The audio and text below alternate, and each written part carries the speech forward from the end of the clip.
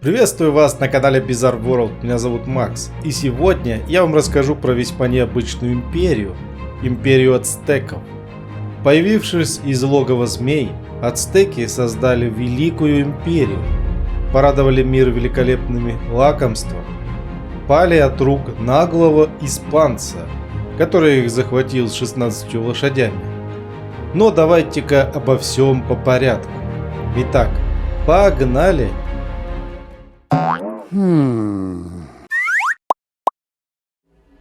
Ацтекская империя. Находилась она вот тут, на территории сегодняшней Мексики.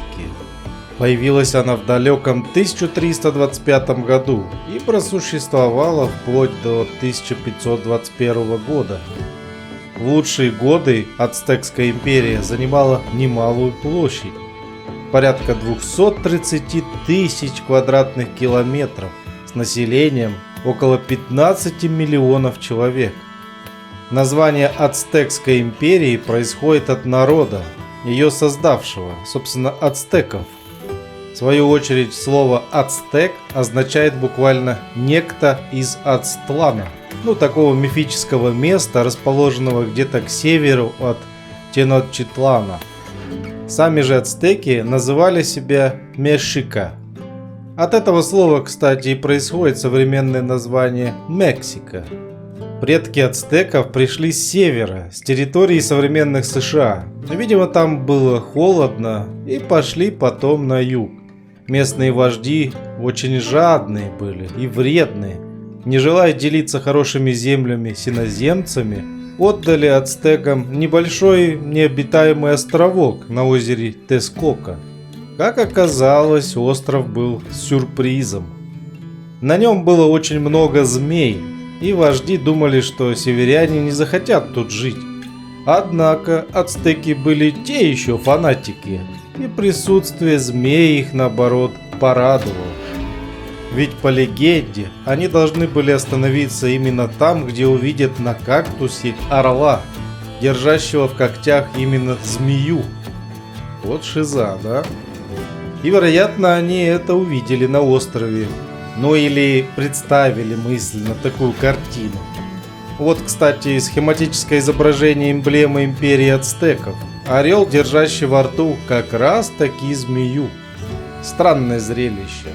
Ну да ладно. Недолго думая, уже в 1325 году ацтеки основали на острове город и назвали его Теночтитлан. Правил там мужик с труднопроизносимой фамилией Сейчас еще раз, подождите. Акамапитчли. Во. В общем, сейчас, кстати, именно здесь находится столица современной Мексики, красивый город Мехико. Главной фишкой ацтеков в сельскохозяйственной отрасли было какао. Да, друзья, шоколадный напиток был очень популярен у ацтеков. Такую же известность он обрел уже потом и в Европе. И популярен, кстати, до сих пор. Думаю, каждый из вас хоть раз в жизни пил этот замечательный вкусный напиток, правда? Между прочим, вы должны все благодарить ацтеков. Но вернемся к их жизни. В обществе ацтеков существовало 3 социальных слоя. Первый – это крестьяне. Это понятно, да? Самые бедные слои населения. Знать – это уже богатые люди. Так сказать, мажоры того времени. Ну а потом уже появились и торговцы. Это, я так понимаю, нечто среднее. Люди, которые торговали и имели доход чуть больше, чем бедные крестьяне, но не настолько много, как знать. Что касаемо солдат, в армии ацтеков существовало всего 2 элитных класса. Воины-ягуары и воины-орлы. Этого было, как оказалось, достаточно, чтобы поработить всех соседей. Еще ацтеки уделяли огромное внимание строительству и охране дорог. Через каждые 10-15 километров на них располагались пункты, где можно было отдохнуть и поесть. Такие современные кемпинги. По таким дорогам постоянно передвигались гонцы, передававшие новости. Ну это такие древние смс-ки, если сказать проще. Телефонов же тогда не было. Как-то связываться надо было. Но, как оказалось, ацтеки не собирались отсиживаться на маленьком островке и мирно жить, да еще и платить дань местным вождям. Они были по своей натуре воинственный народ. Платить дань надоело, и ацтеки решили всех вождей перебить и все захватить. Сказано, сделано. Начали строить империю ацтеков. Потом одному из вождей ацтеков пришла гениальная идея создать тройственный союз с другими племенами и постепенно расширять свою территорию. Ацтеки постоянно устраивали набеги, где брали пленных женщин, мужчин для регулярных жертвоприношений богу солнца. Ну, в то время все племена немного были того. Ацтеки же даже на их фоне выделялись своим фанатизмом. В итоге, понятное дело, это все вызвало недовольство соседних народов. Они ж хотели жить мирно, а не быть частью какого-то ацтекского обряда фанатиков. Назревал конфликт. И вот, когда уже империя прилично так разрослась в 1519 году, справедливости ради скажу сразу, ацтекское государство не было империей в традиционном понимании этого слова. Хотя ацтеки стремились к завоеванию новых территорий, они не ставили цели присоединения к своему государству этих территорий. Подчиненные города и племена как раз таки платили дань ацтекам и терпели у себя ацтекских наместников, но имели широкую автономию и сохраняли своих прежних правителей. Это, кстати, как раз и сыграло важную роль в падении империи, но об этом чуть позже.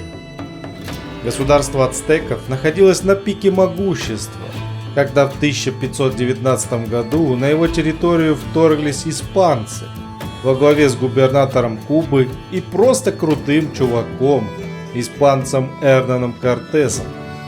Кортес возглавил морской поход для покорения новой страны с высокоразвитой культурой, ну и, конечно, большим количеством золота и других богатств, как же без этого. А в те времена до Колумбовой Америки местные племена не знали лошадей и огнестрельного оружия, поэтому конные испанцы с ружьями и пушками безусловно производили впечатление на туземцев. Когда Эрнан Кортес организовал первую экспедицию в Мексику, то взял с собой всего лишь 16 лошадей, 10 пушек, 13 солдат и 32 арбалетчика, плюс несколько там рабов, которые носили сумки. Как оказалось, этого хватило, чтобы захватить могучую ацтекскую империю. А предательские местные племена, платящие дань в столицу империи, город, государство, увидев Кортеза, быстро сдались.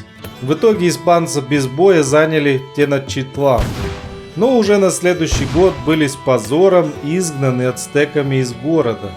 Но, как оказалось, рано ацтеки радовались. Уже в 1521 году Кортес снова вернулся с еще большими войсками и с боем все-таки захватил столицу ацтеков, в которой сидели правитель со странной фамилией Куакуатемок.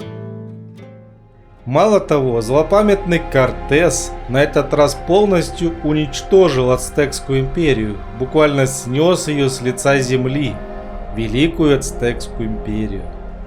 А вот, собственно, и сам виновник гибели ацтеков, Фернандо Эрнан Кортес. Сам он закончил свое существование в 1547 году. Потомки ацтеков Науа сегодня насчитывают порядка 1,5 миллиона человек из некогда 15-миллионной нации в имперский период. Ну, хоть кто-то остался. Эрнан Кортес по итогу привез в Европу награбленное золото, а также лакомства ацтеков, шоколад, какао и ваниль. Стоило ли губить империю ацтеков за брюлики и какао? Да. Вот такая вот необычная интересная империя ацтеков. Если вам понравилось видео, оцените его, пожалуйста, лайком. Напишите ваш комментарий, что вы думаете по поводу увиденного. А также подписывайтесь на канал Bizarre World, чтобы не пропустить новые выпуски. А у меня на сегодня все. С вами был Эрнан Кортес. Ой, блин, тьфу ты. Бизарыч. Всем спасибо. Пока-пока.